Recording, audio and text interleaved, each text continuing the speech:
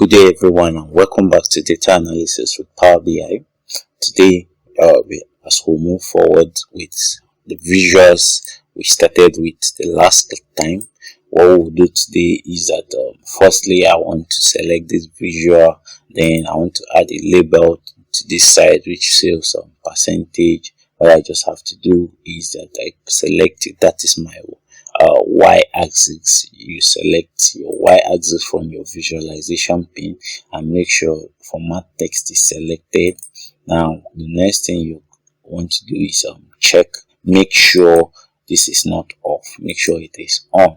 Then you click on the drop down and then you want to type in percentage. Now once you do that, you will notice the percentage is already here, like a label for it. Now the next thing you would want to do is I want to do a quick count. Okay, that's already there. Now I would also want to trim or slim fit this to this page.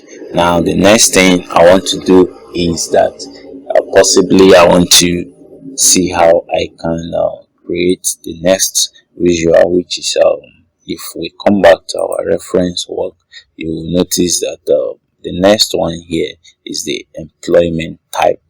Now that is the hybrid and the option. So what I'm going to do is I'm going to draw in my employment type, then I select the column chart. Now I want to do a count of the same employment type, so I'm not going to drop it on the legend but on the x-axis. Now I'm doing a count of the column chart itself, not a sum. So you click here and you say count.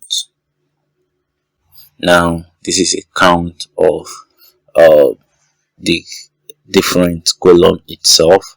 Now if you notice something, I could come to visualizations, customization. On my y-axis I think it's on continuous, I want it as categorical. Now I have just 10, 100, 0 and 50. That is based on, that is remote, completely remote. Those that are not completely remote, that's completely at home or on site, I mean. Then those that do hybrid method are the 50. Now I would also want to do something like add a label to my data so that I can close out the y-axis. I don't want the y-axis, I close it out. Now this is better, I can move it here. Now this is the ratio of each of the different work routines from there. Then the next one we want to do quickly is we want to do an employment count of each of them based on the country they come from. So we'll say the column charts. Now the next thing is the country, that is the residence. We want to say the residence should be on the x-axis. Now same thing, we want to do a count of the same residents for their y-axis. Then it's going to be, we're going to select a count. Now if you notice, you could drag this end to the end point, but I don't want that. It's not well formatted. So what I'm going to be doing is that I want to sort this. If you remember and you have followed up to this point effectively, you would remember where in the filter pane I was able to sort my sales by top 10 and profit by top 10 cities. So what I'm going to be doing here is that I want to sort the employment countries or location by the top 10. So I'll say top N. From the filter pane, I'll select filter type top N, then I'll say top 10.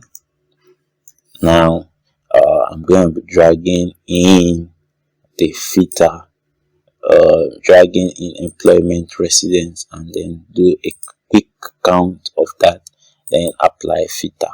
Now what I'm seeing here is the top 10 countries, of which we have US, we have GB. All these could be found in the link I earlier said we should do. Now, also, we could say that maybe want to do some other formatting and customization while this class will continue. But for now, we'll stop here and see you in the next one. Thank you very much.